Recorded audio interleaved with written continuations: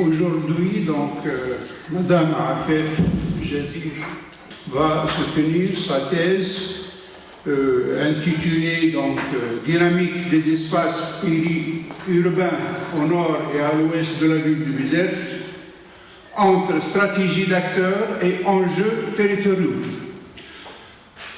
Donc cette thèse est élaborée sous la direction de deux professeurs en co-tutelle, le professeur Mouradoun Jelloul de l'Université de Tunis et de Madame Froment Pascal de l'Université Paris 8.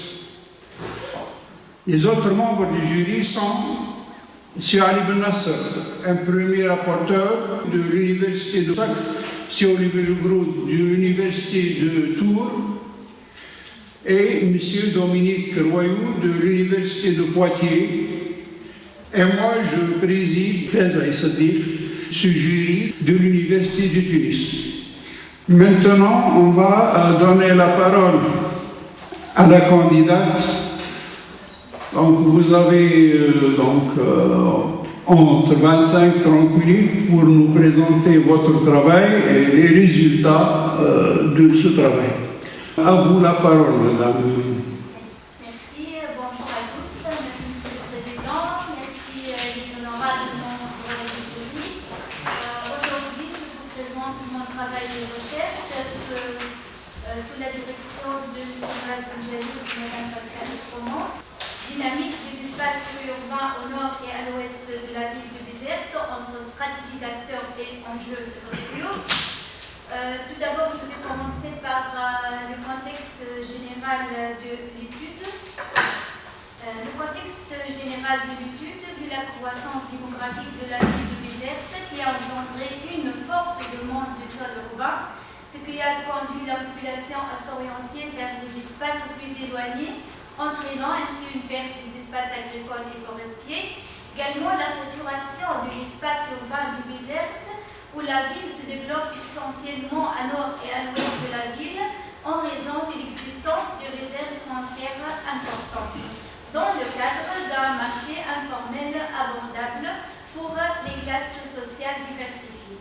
Notamment la partie sud de la ville zarzounaise est complètement saturée, ne dispose pas des réserves foncières. Les espaces périphériques de Zazouna sont sous influence directe de deux villes de Manzal Jnil et Manzal Abdelrahman. C'est pour cette raison que le choix a été fait dès le départ de l'unité de terrain d'études au seul secteur nord et ouest de la ville. Notre zone d'études correspond aussi à une aide de la ville du Bizerte, exactement au nord et à l'ouest de la ville, à savoir Aïn dans la délégation du Bizerte Nord, Farhat Hachid de la pêcherie, Sid Ahmed Manissa et Nishra, la délégation du Bizerte Sud. Notre zone d'études, slide suivant. Notre zone d'études est majoritairement occupée par des terres agricoles qui représentent 51%, 35,7% du forêt, tandis que l'espace bâti est seulement 2%, 5% des installations militaires.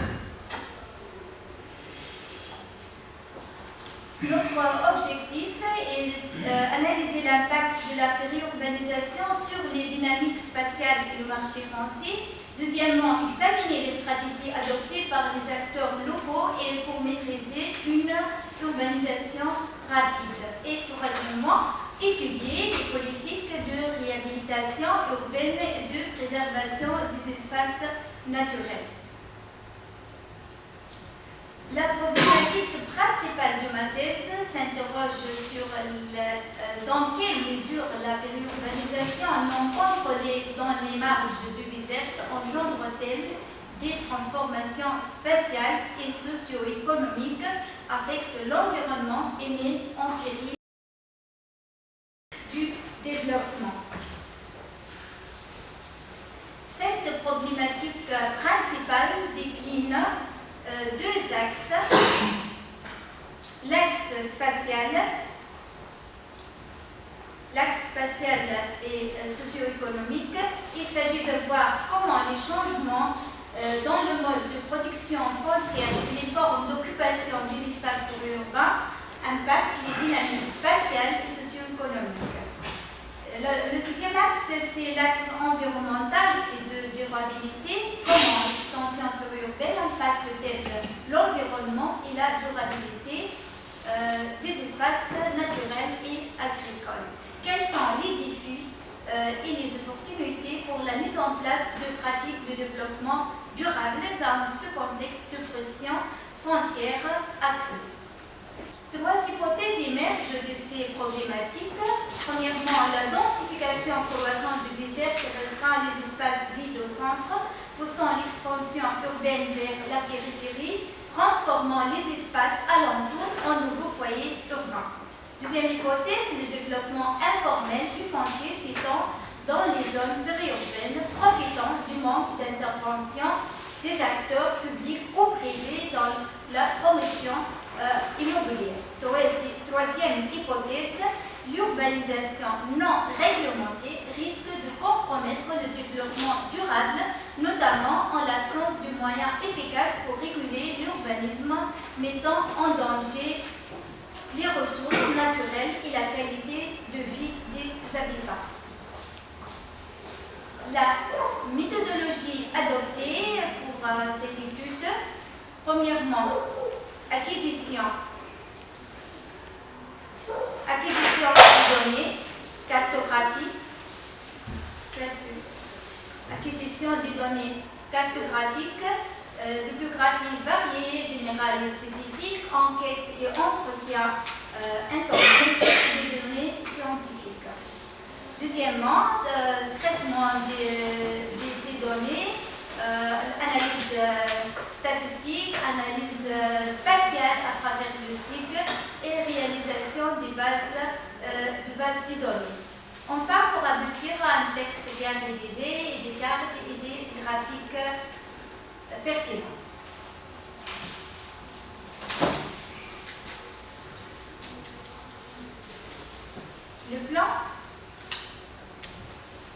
Le plan adopté consiste en trois parties. La première partie autour des dynamiques spatiales, caractéristiques socio-démographiques et mobilité périurbaine.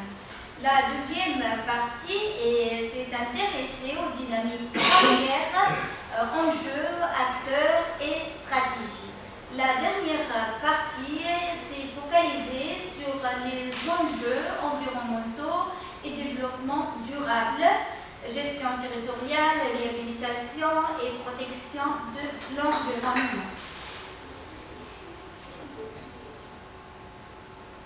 Je commence par analyser les résultats de la première partie, intitulée « Dynamique spatiale, caractéristiques socio-démographiques et mobilité périurbaine quotidienne ». Trois chapitres étudiés, fondements théoriques, dynamique spatiale, caractéristiques socio-démographiques et troisième chapitre, la mobilité périurbaine.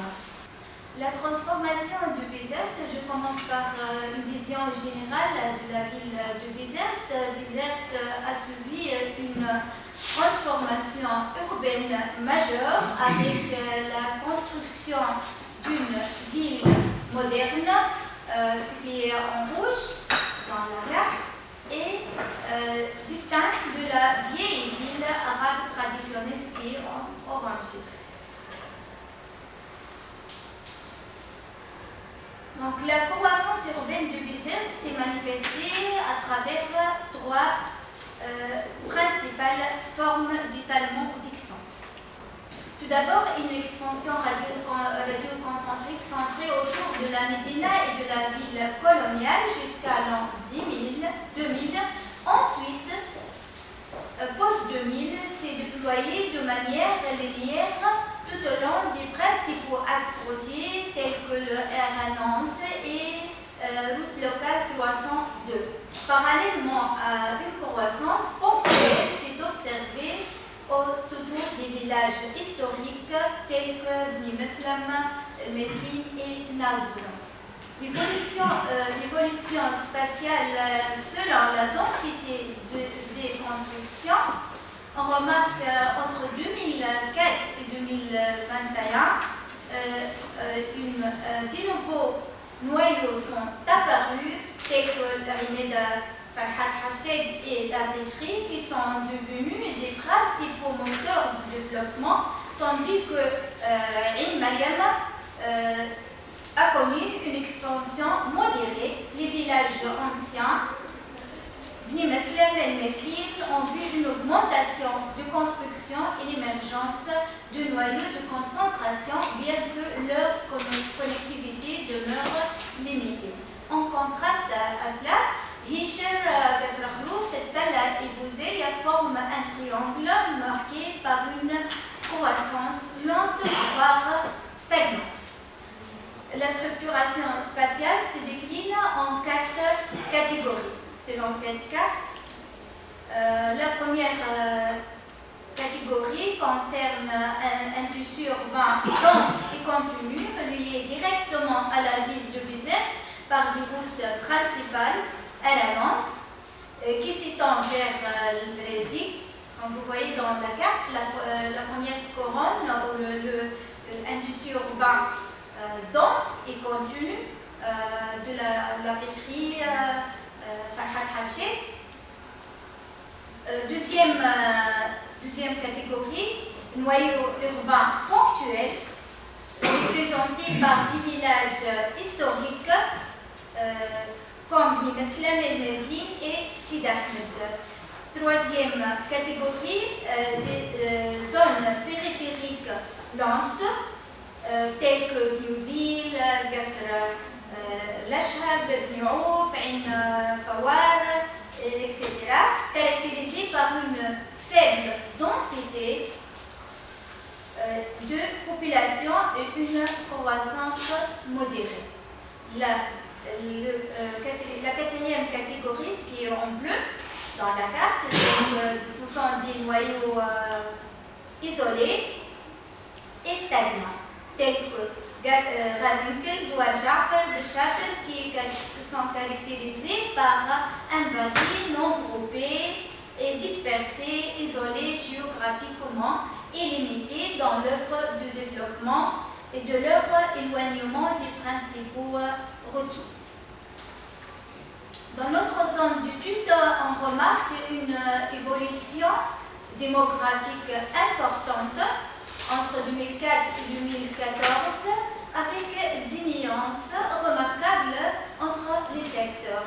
On voit que le secteur Farhat Hached et la pêcherie connaissent des taux d'évolution importants de l'ordre de 45%, 51%, mais d'autres, comme Hisher, connaissent des taux d'évolution en régression, moins 20,3%. Le troisième chapitre est consacré à l'étude de la mobilité périurbaine. La mobilité périurbaine est un élément important des espaces périurbains. La mobilité est étudiée selon la durée, la distance et les modalités de déplacement, c'est-à-dire selon les moyens de transport. On note que les résidents de l'urbain présentent des variations de distance, de durée, de trajet, avec des différences notables entre les Imeda éloignés, ce qui est en orangé dans la carte, comme Hisher Marnissa, et ceux proches de centre-ville, tels que Hached, Sid Ahmed en bleu. Cette diversité met en lumière des disparités de mobilité. En étudiant la répartition des moyens de transport, on remarque à travers cette carte une diversité significative. On trouve que les zones proches de la ville-centre, comme la pêcherie, Sid Ahmed et Hached, ont une trimodalité ou trimodale, bus, transport rural, taxi collectif. D'autres zones bimodales, c'est-à-dire transport rural et bus, Tandis que le reste, surtout les zones, les espaces comme Licher, Manissa, unimodal et notamment le transport rural. Pourquoi que le transport rural est généralisé dans notre zone d'études. On a étudié le nombre des voyageurs journaliers par ligne de transport rural. On a constaté que la ligne de Bizerte-Rinalsala se distingue comme la plus importante desservant des divers villages et représentant une artère vitale dans la zone nord-ouest. D'autres lignes également, comme la ligne de Sidi Ahmed, contribuent à une mobilité périurbaine importante malgré le manque d'arrêt. Passons maintenant au résultat de la deuxième partie de notre travail de recherche et dynamique foncière. Enjeux, acteurs et stratégies divisés également en 3 chapitres. Premièrement, le cadre général de l'évolution du secteur de la production foncière. Deuxième chapitre consacré sur le marché foncier. Et le dernier chapitre sur les stratégies des acteurs dans les espaces urbains. Nous commençons par le système de la production foncière. La production foncière se structure autour de quatre déterminants centraux, les filières, acteurs, stratégies et politiques publiques. La filière qui représente le circuit complexe de la production foncière, agent dominant sont l'État, le secteur capitaliste privé et les filières populaires. L'acteur incarne un agent dynamique possédant le pouvoir d'influencer par le biais de ses ressources et de sa stratégie et de sa vision.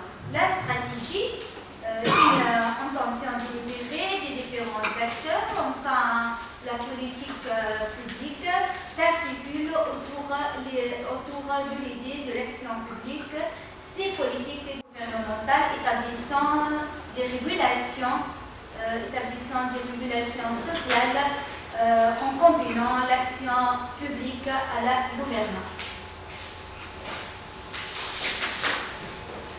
Le paysage foncier actuel à Bizerte et notre zone d'études généralement témoigne d'une coexistence entre le secteur informel et le secteur formel, avec prévalence du secteur informel où la dynamique foncière à Bizerte est fortement influencée par des défis persistants liés à la réglementation foncière et l'inefficacité du système formel. On remarque que la filière réglementaire ne représente que le 1/3 de la production totale. Pourquoi il y a une hausse de la production foncière informelle? Cette situation s'explique par plusieurs facteurs. Premièrement, l'épuisement des réserves en terrain urbanisable à l'intérieur du périmètre communal. La présence importante des terrains militaires, 257 hectares, contribue à restreindre les options disponibles par l'extension urbaine. Également, ce qui entraîne une pression accrue sur les terres restantes, conduisant à l'essor de la production foncière informelle. Également, les zones d'interdiction totalisent 560 hectares, jouent un rôle important dans cette dynamique. L'impact de cet étalement urbain sur la urbanisation sur le marché foncier, cette évolution spatio-temporelle du marché foncier est expliqué par plusieurs paramètres tels que la localisation, la distance par rapport au centre, l'éloignement aux axes routiers, la présence des équipements, la relation offre-demande, les héritages et les droits des sols. Le marché foncier montre une évolution importante du prix d'achat des terrains du mètre carré. On a étudié la période entre 1960 et 2022. On remarque à travers cette graphique une évolution importante de moins de 2 dinars par mètre carré à plus de 120 dinars le mètre carré. Je prends un cas spécifique, celui de Hached. Pourquoi Hached? Parce que le secteur le plus densément peuplé de notre zone d'étude, où le marché foncier a connu des évolutions significatives au fil des décennies, où le prix atteint plus de 250 dinars le mètre carré. L'étude générale du marché foncier de notre zone d'étude nous a permis de conclure que ce marché, cette zone, on peut les diviser en 3 couronnes. La première couronne représente la côte littérale et le Hached et la pêcherie qui connue dynamique rapide, forte augmentation de prix entre 180 et 250 dinars par mètre carré.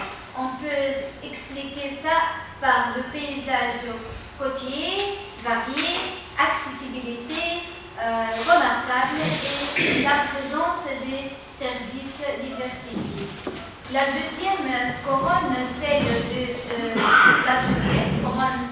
Bimesl, Naboul, Gasserlouf et Ibni Ouvir, qui est en jaune dans la carte. Marché foncier modéré, le prix ne dépasse pas le 100 dinars, expliqué par éloignement relatif, caractère rural, à l'urbanisation rapide. Troisième couronne, qui est en bleu dans la carte, où connaît un rythme d'évolution lent, prix de mètre carré le plus bas, ne dépasse pas 50 dinars par mètre carré, même moins de 25 dinars par mètre carré. Cela s'explique par accessibilité limitée, éloignement du centre d'activité et l'absence de services de base. On peut distinguer la présence de 3 types d'acteurs, les lotisseurs irréguliers comme les propriétaires, les intermédiaires et les clandestins, les squatteurs, des lotissements réguliers qui sont des lotisseurs réglementaires privés et des agences immobilières. Concernant la mode d'acquisition du terrain, à travers notre enquête, on a constaté que les intermédiaires réguliers représentent un pourcentage de 40%, 33% héritage et le reste entre intermédiaires réguliers, 13%, 14%. Je termine par la troisième partie, enjeux environnementaux et développement durable des espaces urbains. 3 chapitres, impact de l'extension urbaine sur l'environnement et de durabilité.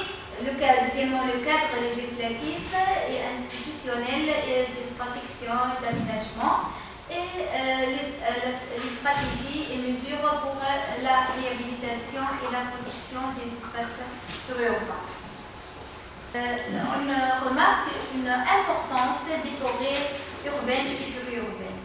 Les forêts constituent 35,7% de notre zone d'étude. Il s'agit de forêts domaniales, domaines privés, des terres privées et des forêts non immatriculées, ce qui est circulaire dans la carte et cette dernière catégorie est sous pression foncière croissante. Les espaces forestiers et les lisières sont fortement peuplés. À travers cette carte, on a recensé plus de 200-700 constructions à 500 mètres de la lisière forestière en 2012 par rapport à 2012. C'est-à-dire, on a compté le nombre de constructions à l'intérieur de la forêt. On remarque à travers le graphique le nombre de constructions a grimpé de 23 à 34, 100 mètres de 1121 à 1378 et de plus de 500 mètres de 2699 à plus de 3100 constructions. Voilà quelques images de construction à l'intérieur du terrain de forêt. Puisque c'est le grignotage de la forêt de Béchâtel, vous voyez dans ce graphique, la forêt de Béchâtel a connu une diminution ou régression importante de sa superficie. Autre risque, c'est les inondations qui est liée à l'urbanisation illégale, ce qui conduit à la détérioration de la qualité de vue. Résultat du bâti au sein du PH.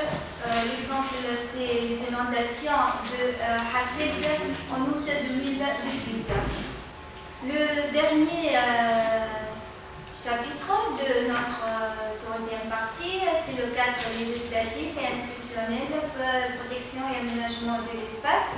Dans une perspective de durabilité, les différents acteurs institutionnels agissent à travers l'examen des outils juridiques et des actions et stratégies adoptées. Parmi ces dispositifs, on cite le Code de l'aménagement, CATU, le Code des forêts, le Code des eaux, des outils de planification et d'aménagement, le stade de l'agglomération du Bézère, Mazal-Bourguiba, le stade de la zone sensible du littoral de l'extrême nord et la carte de la protection des terres agricole.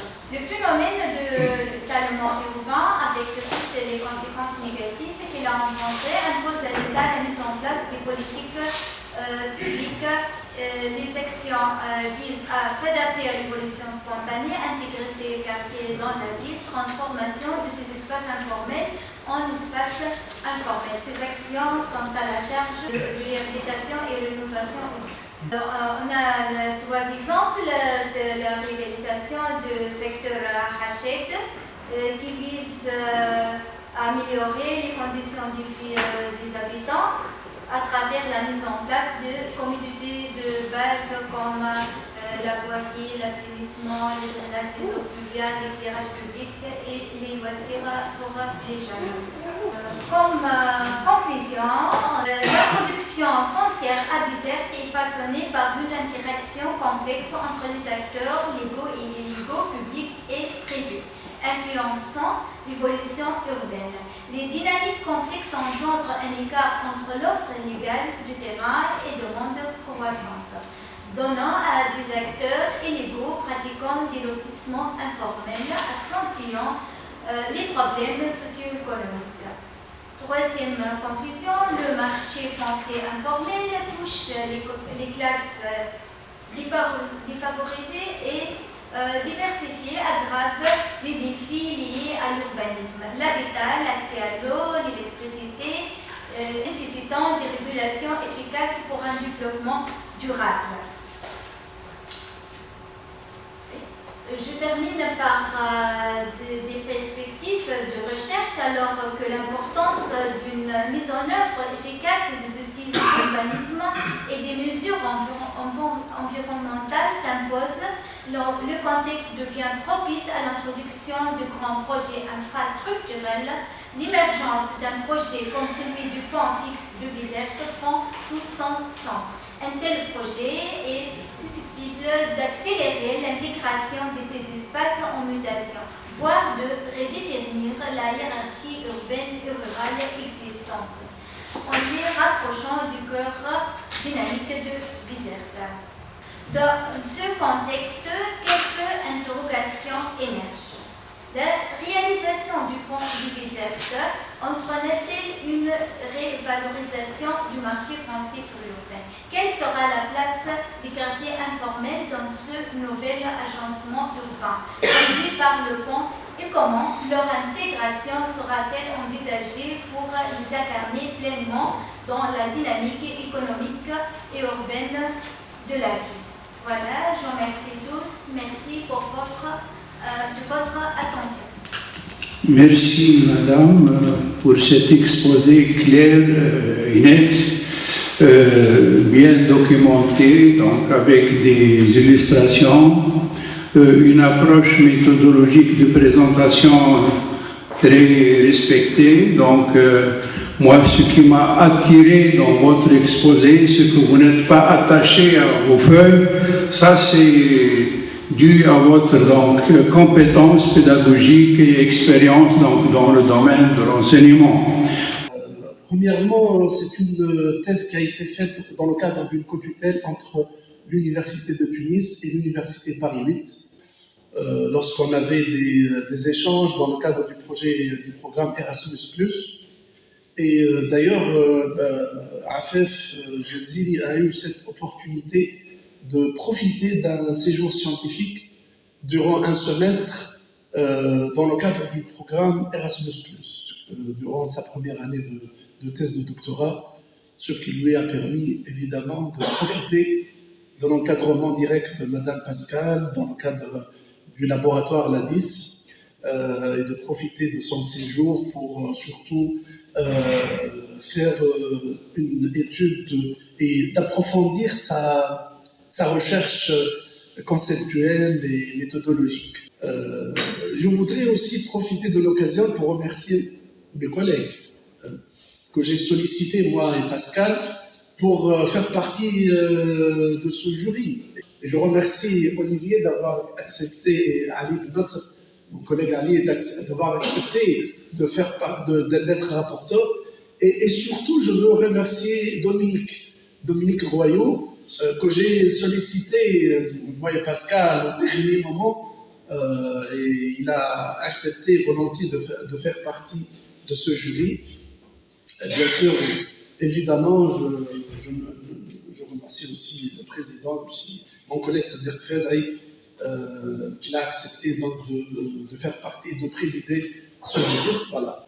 Maintenant, je vais dire quelques mots sur le parcours de Afef Jazili durant ces 5 années. Le choix du sujet, certainement, il a été influencé, entre autres, par moi-même.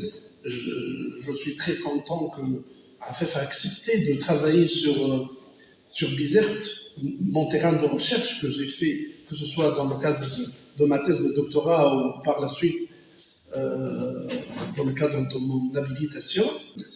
Afef s'est appuyée entre autres sur mes travaux, mais elle a aussi actualisé les données qui concernent la ville de Bizerte pour pouvoir comprendre ce qui se passe en dehors de la ville. Donc, cette charge, cette mission, c'était très difficile dès le départ. J'avoue que je lui ai dit que vous allez travailler sur un espace pas facile à étudier parce qu'il y a plusieurs facteurs qui interagissent et il fallait décortiquer ce système de production qui se trouve dans ces espaces périurbains.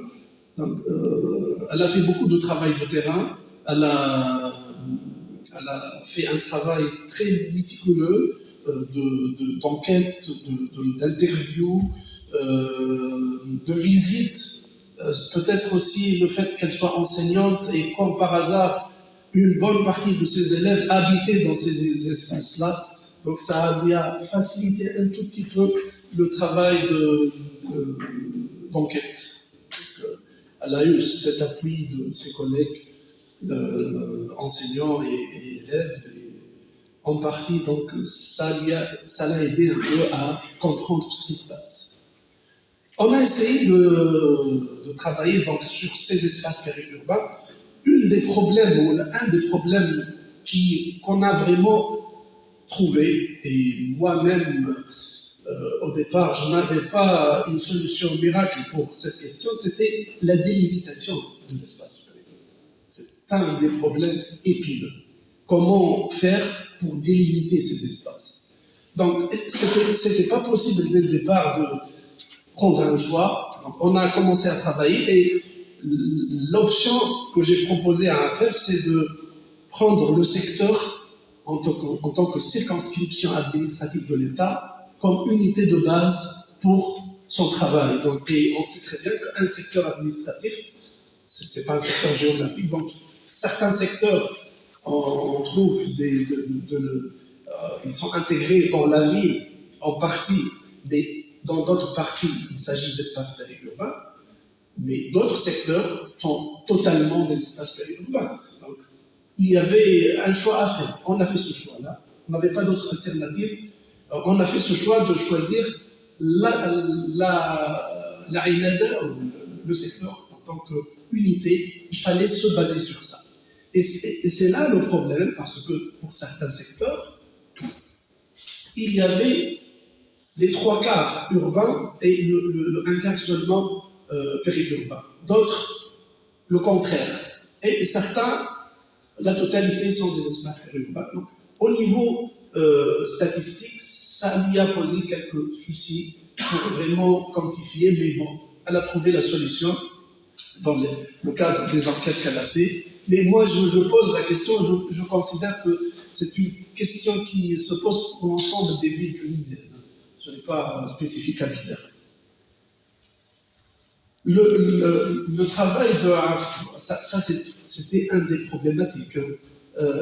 Je crois que le travail, je vais laisser à mes collègues le soin de critiquer le travail de façon, je ne vais pas aborder des thématiques que je sais d'avance qu'ils vont les aborder pour ne pas éviter les répétitions. Il y avait plusieurs questions qui ont été posées au départ, mais en fin de compte, le travail a abouti à ce qui a été présenté. Au départ, on a voulu travailler sur pas mal de questions, mais le temps ne permet pas, et surtout les contraintes de terrain ont imposé à la doctorante de restreindre certaines thématiques. Surtout la dernière qu'elle a exposée de façon assez rapide dans sa thèse relative à l'urbanisme ou à l'aménagement du territoire. Bon, c'est vrai que cette partie pose quelques problèmes dans cette thèse, mais bon, elle n'avait pas le temps de trop s'attarder sur cette question. Il y avait 3 questions principales posées dans ce travail. L'effet de la densification. Bizerte, c'est une ville assez spécifique. L'espace urbain, il est saturé, on l'a bien montré. La ville, elle est entourée par la mer, d'une part, et par les terrains militaires et les terrains accidentés, d'autre part. Donc, la ville elle-même, elle n'a pas la possibilité de se développer. Et c'est pour cette raison qu'on trouve que la croissance de la population de la ville de Bizerte, elle dépasse de loin la croissance de l'espace urbanisé. Parce que la ville, elle se fait sur la ville. Bizerte, c'est une ville qui se densifie actuellement de façon remarquable. Et c'est une ville qui, d'ailleurs, je pense que cette question mérite même de lancer une thèse sur ça. Faire la ville sur la ville. C'est une ville qui est en train de se construire sur elle-même, et avec toutes les conséquences engendrées par cette surdensification. Une sorte de surdensification. Si on se balade dans les quartiers urbains, les quartiers nord par exemple, on se rend compte que la chaussée est défoncée à cause de l'éclatement des réseaux de l'ONAS. Parce qu'il y a une surexploitation des réseaux à cause de cette densification qui se passe dans la ville, alors que la ville n'est pas conçue pour ça. La conséquence, donc, elle s'est répercutée sur les espaces périurbains de Bizerte. C'est pour cette raison qu'on trouve que elle a bien démontré avec sa cartographie comment la ville elle a explosé elle s'est étendue sur des territoires théoriquement qui doivent être sauvegardés, comme la forêt par exemple.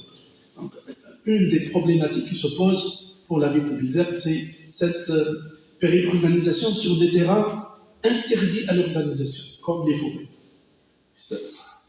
Voilà. Donc, peut-être je vais terminer par quelques remarques. Je pense que dans la conclusion de l'AFEF, elle a posé une question que je considère très importante et au départ, on devait consacrer une partie à cette question qui a été posée à la fin. Mais vu la contrainte du temps, elle n'a pas pu l'aborder dans la thèse. Elle a mis comme un sujet qu'elle pourra l'aborder dans ses recherches futures, c'est l'effet du pont mobile. C'est visible dès aujourd'hui. Aujourd'hui, déjà, les travaux de la réalisation de l'infrastructure routière, elle est à 70%, et déjà les effets de cette réalisation sont visibles dans le marché français. Dans tous les territoires où passe cette infrastructure connaissent aujourd'hui une remontée spectaculaire des prix des terrains. Donc il y a des aménagements qui ont été réalisés sur des terrains en grande partie urbanisés de façon non réglementaire. Donc il y a un plus-value très important, une dynamique exceptionnelle actuellement dans ces parties de la ville de Bizerte. Et je pense que AFEF aura un grand intérêt à étudier ces questions-là, si elle compte bien sûr continuer dans la recherche. Et je vous remercie, Monsieur le Président, pour tout le temps qu'il m'a été consacré. Merci. Donc, bonjour à toutes et tous. Bonjour à tous. Alors, avant d'entrer dans le vif du sujet, je vais tout d'abord, comme mon collègue, remercier vivement nos collègues tunisiens et français qui ont accepté de participer à ce jury de soutenance dans des périodes qui sont justement très chargées, et notamment donc Olivier Legros et Ali Benas pour leur pré-rapport. Dire aussi à quel point je suis heureuse en fait, et je me réjouis de partager avec vous ce moment, tant les difficultés de tous ordres se sont enchaînées jusqu'aux dernières semaines. Et enfin, c'est à vous, en fait, que je veux exprimer ma grande satisfaction de voir arriver cette thèse à bon port au terme d'une recherche qui s'est effectuée dans des conditions compliquées.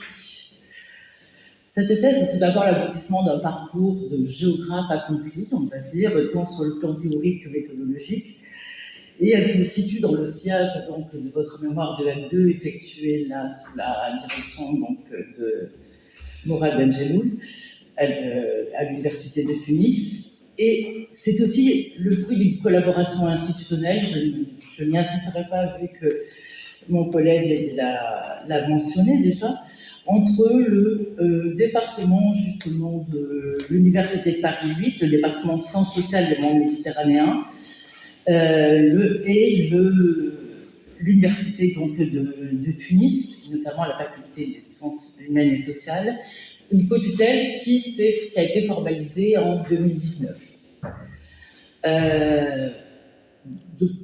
Par ailleurs, c'est vrai que le projet s'inscrit aussi pleinement dans les thématiques et les enjeux de recherche des laboratoires, donc aussi bien de l'Université de Tunis que du LADIS en France, auquel vous êtes doublement rattachés. Je soulignerai d'abord qu'il s'agit d'une thèse non financée, et c'est un élément important, puisqu'elle a été effectuée en parallèle des charges professionnelles de Hafez Jaziri, enseignante en histoire-géographie, donc, et malgré tout, cette thèse, si elle n'a pas bénéficié de financement, et elle doit être donc conduite en dehors de ses charges professionnelles, a bénéficié malgré tout de différentes bourses de mobilité, donc dans le cas d'Erasmus+, bourse de l'école doctorale, et enfin bourse de la région Île-de-France. Toutefois, il faut tout de même insister sur un fait important, c'est que Afaf Jaziri n'a pas pu bénéficier pleinement de ces bourses dans la mesure, pour deux raisons, dans la mesure où son doctorat a commencé en partie, enfin, la co-tutelle a commencé dans les conditions en fait de démarrage de la pandémie de Covid. Et deuxième aspect, c'est que les demandes de visa ces 2 dernières années ont été régulièrement refusées malgré les efforts pour essayer de faciliter ces mobilités. Donc, ce qui est intéressant, en fait, c'est que malgré cela, donc, Afaf Jaziri a pu, par sa détermination, notamment, et sa grande opiniâtreté, mener à bien tous ses recherches sur le terrain. Et je dois quand même dire, et je tiens vraiment à saluer cette opiniâtreté de votre part, et malgré tout, je tiens à dire aussi quelque part ma frustration. Frustration parce que, dans un sens positif, c'est-à-dire que, compte tenu des conditions, j'ai trop peu eu l'occasion d'échanger de vive voix avec Afaf pendant ces années de doctorat. Ça a été souvent en Zoom, avec des moments d'accélération, notamment au début de l'été, et au début de la thèse, et puis des moments de pause. Et je pense que c'est compte tenu de la richesse des échanges que nous avons eus quand ça a été possible, donc je regrette beaucoup que cette continuité n'ait pas toujours pu être assurée. Je reviendrai sur la construction, en fait, dans un deuxième temps, après avoir rappelé ces éléments. La construction de l'objet et sur ce qui me semble être justement les constantes et les atouts du travail, de ce travail de recherche. Constantes en plus qui ont été en évolution, c'est-à-dire à la fois on a les deux aspects. Je ne reviendrai pas sur l'aspect de la périurbanisation, comme Morad Beljani, je ne suis pas spécialiste de cette thématique, je suis plutôt spécialiste des centres urbains, moi aussi. Et en même temps, c'est une question qui est au centre en fait, de votre questionnement et qui se partage entre une véritable passion, en fait, dès le départ, à propos de la question de la production foncière, dont l'importance dans les mécanismes est apparue de plus en plus clairement dans votre travail, et qui s'impose en fait au centre de la thèse, dans le chapitre 2. Et qui fait très clairement justement apparaître la prédominance de la production foncière non réglementaire dans cette évolution, bien que vous soulignez à ce titre l'évolution non linéaire justement avec des reculs et des avancées, et c'est aussi un des éléments intéressants de votre travail. Et j'espère que nous poursuivrons les discussions stimulantes quant à l'opportunité d'une approche dichotomique pour aborder la relation formelle-informelle, qui est le point de départ donc, de la partie 3 du chapitre 4, mais qui justement vient trébucher quelquefois sur les porosités entre les deux qui apparaissent à d'autres moments de votre travail. Et je pense qu'il y a des débats donc à poursuivre et qui seront selon moi intéressants. L'autre aspect important dans ces constantes, c'est l'évolution, c'est-à-dire notamment sur le plan environnemental. Lors de nos premiers échanges, pour la construction de l'objet, Afaf donc, a fait part, avec une grande honnêteté, de ses doutes et de sa volonté de transformer un peu son sujet de départ.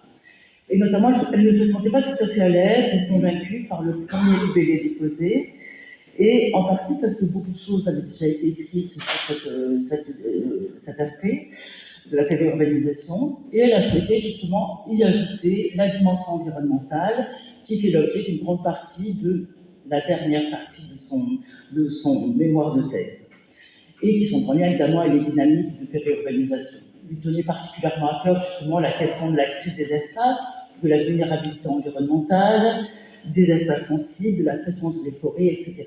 Tous ces éléments qui sont apparus donc comme indissociables de son questionnement sur les dynamiques à l'œuvre, même si ce fil conducteur n'a peut-être pas pu être exploré jusqu'au bout, mais pour des raisons évidentes de manque de temps aussi, mais il apporte un éclairage incontournable justement à la question qui est au cœur de votre travail. Deuxième aspect aussi deuxième aspect aussi dans ces constances, c'est votre terrain. Très rapidement, c'est à la fois, puisque c'est un terrain à la fois de proximité, bien que vous ne soyez pas originaire donc de cette zone-là, mais vous y vivez depuis quelques années. C'est à la fois un espace de vie pour vous et un espace déjà d'exploration scientifique, prospecté en Master 2, mais que vous avez su justement, avec des difficultés de délimitation, mais plus élargir à un ensemble beaucoup plus vaste et que j'ai pu découvrir justement avec vous lors des mobilités enseignantes, un terrain difficile aussi par bien des aspects, mais c'est peut-être aussi que justement c'est l'apport de vos collègues, etc., ont permis aussi un accès plus facilité d'une certaine manière. Et au-delà de cette proximité que vous pouvez entretenir justement de différentes façons avec ce terrain, ce qui est important, c'est que ce terrain en soi est un laboratoire donc vraiment intéressant pour aborder justement la grande diversité des situations rencontrées dans le processus de périurbanisation, que vous mettez très bien en valeur, la diversité aussi bien entre les IMADA qu'au sein de celle-ci, où l'on voit apparaître des régularités et des singularités, et qui sont bien mises en exergue justement par l'approche sous différents angles de ces dynamiques, qu'elles soient démographiques, socio-économiques ou mobilitaires. Et ça, c'est quand même aussi des éléments forts. En lien avec la méthodologie que vous avez adoptée, c'est-à-dire un penchant indéniable pour l'approche quantitative, c'est une constante, là encore, qui témoigne aussi de très solide qualité, donc de rigueur, dans l'acquisition des données, qui a été un travail très méticuleux et très important de leur traitement, et de leur traitement notamment cartographique, dont la présentation justement a donné quelques exemples tout à fait pertinents. Et il faut saluer justement cette dimension très importante de votre travail. De ce point de vue, on peut dire que pour ces trois aspects, la recherche doctorale en fait que soutient aujourd'hui Afef Jaziri constitue un apport conséquent justement à la connaissance des dynamiques de périurbanisation dans cette aire sensible autour de Bizerte. Et l'un des apports très importants me semble être justement dans cette démarche l'attention constante portée aux temporalités des phénomènes observés, c'est-à-dire aussi à la dimension, la restitution de l'épaisseur temporelle. Et à divers aspects, ce n'est pas un des moindres atouts de votre travail, parce qu'elle révèle à la fois des tendances et des discontinuités qui ne s'opèrent pas ni au même moment, ni dans les mêmes espaces. Et donc, ce sont ces éléments-là, donc, selon qu'on s'intéresse aux divers changements, à la pression au régime de production foncière, à l'évolution des mobilités, cela fait apparaître avec beaucoup de finesse, justement, ces distinctions, et je pense que c'est l'un des apports importants de votre travail. Je terminerai donc ma contribution en soulignant deux éléments, alors qu'ils ne sont pas, on pourrait y voir deux points de fragilité, on peut aussi y voir de façon plus positive,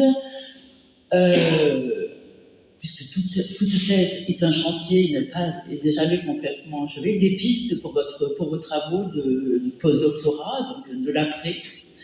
La première concerne la question des habitants. Je suis moi-même davantage proche des méthodes qualitatives que des méthodes quantitatives, même si je travaille beaucoup avec des statisticiens, notamment en Italie. C'est la question des habitants. L'excellente maîtrise en fait des outils méthodologiques, donc quantitatifs, explique peut-être que vous accordez une place un peu discrète à la dimension qualitative qui est pourtant incontournable lorsqu'on s'intéresse aux stratégies et aux systèmes d'acteurs. Or, dans ce système, les habitants sont un peu laissés pour compte, leur parole est plus quantifiée par les enquêtes que qualifiée, ce qui est lié à vos choix méthodologiques, les contenus du travail effectué, donc on ne peut absolument pas vous le reprocher. Il y a assez peu de verbatim, de restitution de la parole des entités, etc. Et surtout, on se rend compte que ce sont plutôt les discours des acteurs que l'on va dire dominants, d'acteurs institutionnels, etc., que l'on voit apparaître, plutôt que celui des habitants, etc., qui, malgré tout, ont leur stratégie propre. Et je pense que ça pourrait être justement une piste intéressante, donc, d'aborder cette dimension, donc, et sans invisibiliser réaliser cette parole des résidents, de leur tactique, de leur stratégie, justement, dans leur accès à la propriété et dans leurs expériences de mobilité. Par exemple, leur trajectoire, etc., pourrait être restituée par des graphiques. Je vous fais confiance pour en faire de très beaux. Donc, je pense que c'est un élément, justement, qui pourrait être pris en compte dans vos recherches pour compléter, justement, ce que vous avez déjà réalisé.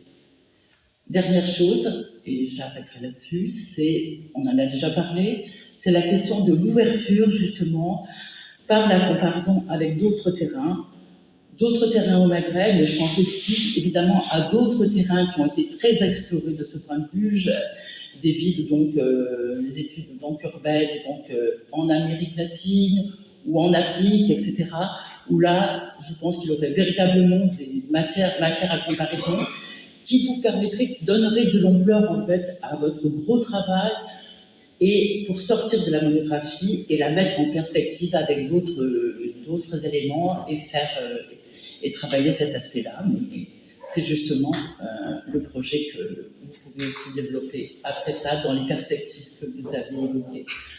Mais surtout, donc, en dehors de ça, je tiens vraiment à répéter ma grande satisfaction et de pouvoir arriver à ce point-là et le grand respect pour votre ténacité. Voilà. وبعد إذا المناقشة قررت اللجنة إسناد شهادة الدكتوراه لعفاف بوسمينة بملاحظة مشرف جدا.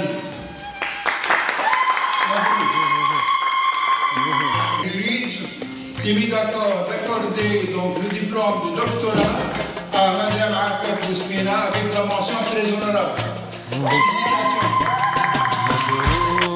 مبروك يا حياة قلبي مبروك مبروك مبروك يا حياة قلبي مبروك هالفرحة فرحتنا والفرحة جمعتنا وشو حلوة